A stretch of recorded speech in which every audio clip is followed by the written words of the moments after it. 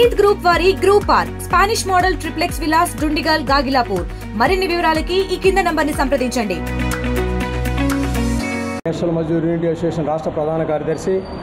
ఇవాళ ప్రధానంగా నవంబర్ 5వ తారీఖున మా ఎండీ గారికి ప్రభుత్వంలో విలీనం అయిన తర్వాత వచ్చే సమస్యలు ఏవైతే ఉన్నాయో, ప్రభుత్వ పరంగా ఇచ్చినటువంటి జీవోలు ఏవైతే ఉన్నాయో, ఆర్టీసీ ఎండీగా ఇచ్చినటువంటి జీవోలు ఏవైతే ఉన్నాయో వాటిని అమలు చేయమని ఇస్తే ఈ రోజు వరకు స్పందించేటువంటి పరిస్థితి లేదు.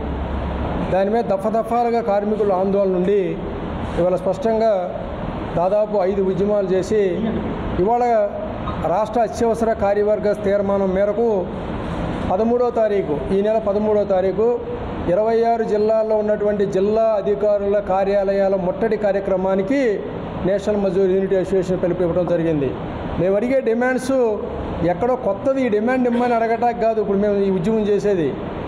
ఈ ఎండీ గారు ఇచ్చినటువంటి సర్క్యులర్ అమలు చేయమంటా ఉద్యమం చేయాల్సి వస్తుంది. మేము ఈ ప్రభుత్వం ఇచ్చినటువంటి సర్క్యులర్ అమలు చేయమంటా ఉద్యమం చేయాల్సి వస్తుంది. ఇప్పుడు మేము ఇచ్చిన డిమాండ్స్ అన్నీ గతంలో అమలయ్యి ఇప్పుడు అమలు ఉన్నటువంటి సమస్యలు ఎక్కడైనా గవర్నమెంట్లోకి వచ్చిన తర్వాత ఏదైనా కొత్తది ఏమైనా కలిసి వస్తుంది ఎక్కడైనా సరే, మాకు చాలా వాటిలో లాస్ అయిపోయి లాస్ అయిన వాటిని పక్కన పెట్టి అమల్లో వాటిని అమలు చేయకపోయినటువంటి యాజమాన్యం మీద వాళ్ళు ఏదైతే పోరాటం చేయాల్సి వస్తుందో మీ ద్వారా రాష్ట్ర ప్రభుత్వాన్ని విజ్ఞప్తి చేసేది, తక్షణం మీరు ఇచ్చినటువంటి జీవోలు, మీ అధికారులు ఇచ్చినటువంటి జీవోలు ఏదైతే అమలు చేయట్లేదో దాని మీద ఏదైతే రోడ్డు మీద వెళ్ళాల్సిన పరిస్థితి ఏర్పడుతుందో మీరు కలుగు చేసుకోండి. దయచేసి 52,000 మంది వర్కర్లు అసంతృప్తి ఉంది, అశాంతి ఉంది. ఇవాళ ఉండాల్సిన మినిమం సౌకర్యాలు లేకపోవడం వల్ల కుటుంబాలు రోడ్లు పడిపోతున్నాయి.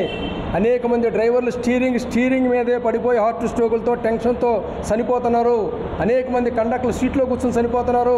గ్యారేజ్లో ఉన్నటువంటి సోదరులు పనిభారం పెరిగిపోయి లేటెస్ట్ టెక్నాలజీ స్పేర్స్ టూల్స్ లేక ఇవాళ అనేక మంది మరణాలకు వెళ్ళేటువంటి పరిస్థితి. ఇవాళ ఆర్టీసీ మరణాల శాతం తీస్తే రోజుకొకరు మినిమం సరిపోయేటువంటి పరిస్థితి నడుస్తుంది. ఇంత మరణాల శాతం ఎప్పుడూ లేదు ఆర్టీసీలో.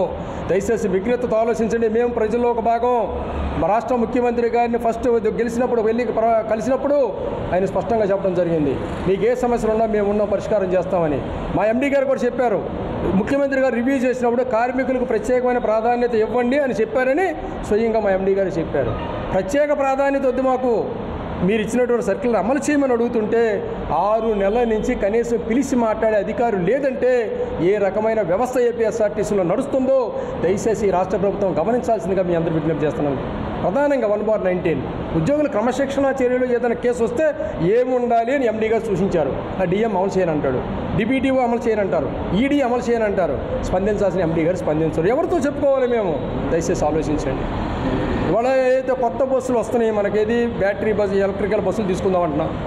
ఎలక్ట్రికల్ బస్సులు తీసుకునే దాంట్లో ప్రైవేట్ ఆపరేషన్ ద్వారా నడిస్తే ప్రయాణికుల భద్రతకి ఏ రకమైనటువంటి గ్యారెంటీ ఉంటుందో ఆలోచన. ఆర్టీసీలో డ్రైవర్కి ట్రైనింగ్ ఉంటుంది, మెడికల్ ఉంటుంది, ఎవ్రీ ఇయర్ మెడికల్ ఉంటుంది. ఏదైనా చిన్న ఏమైనా జరిగితే మళ్ళీ 7 days 15 days 1 month ట్రైనింగ్ క్లాసులు ఉంటాయి.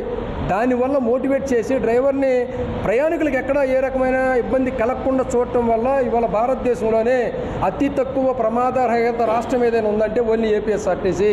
మరిన్ని వీడియోస్ కోసం ఛానల్ ని సబ్స్క్రైబ్ చేయండి. లేటెస్ట్ అప్డేట్స్ కోసం వాట్సాప్ ఛానల్ ని ఫాలో అవ్వండి. ఆ లింక్ డిస్క్రిప్షన్ లో ఉంది.